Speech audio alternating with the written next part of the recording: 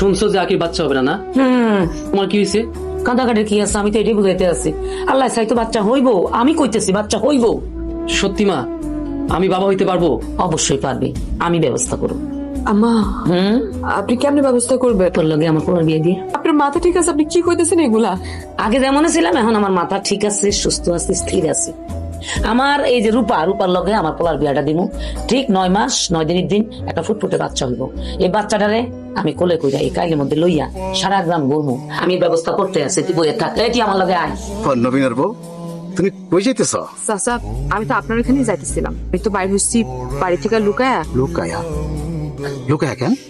আসলে আমার শাশুড়ি তোমার খারাপ মহিলা, বজ্জাত মহিলা, আর তার চরিত্র দোষ আছে, চরিত্র দোষ আছে। হইতে পারে, কিন্তু আমি একটা বিচার দেওয়ার জন্য বাইরে হচ্ছি চাচা। আমার শাশুড়ি আমার কয় কি জানেন? সে নাকি তার ভাইয়ের মেয়েরে আনবে আমার স্বামীর জন্য, তা করে বিয়া দিবে। আমি থাকতে এটা কোনোভাবেই মেনে নেওয়া যাবে না। আমারে তাহলে একটু উপকার করেন চাচা। যেহেতু আমারে বলছো, এর কঠিন পদক্ষেপ নিব। চাচা হাতটা ছাড়েন কিন্তু এখানে খারাপ হয়ে যাবে চাচা। এই কলম কিনবো। সকালবেলা কই গেছিলি? আমার সহজ সরল পোলাটার লগে প্রতারণা করস না? চুন্নি কোথাকার।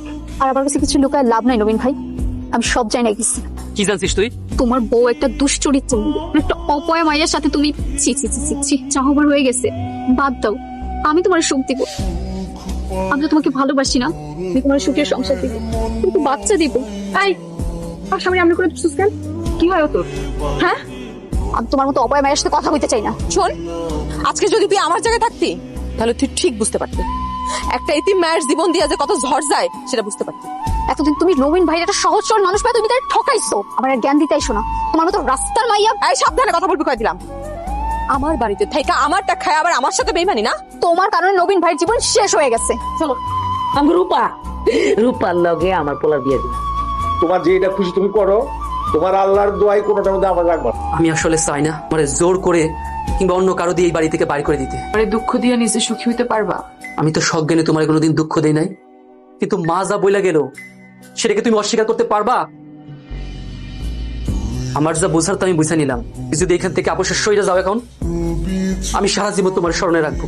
সেইখানে আমি সব বিয়া হোক সব হারাইতে হইলো, সেখানে তুমি আমার স্মরণে রেখে কি লাভ?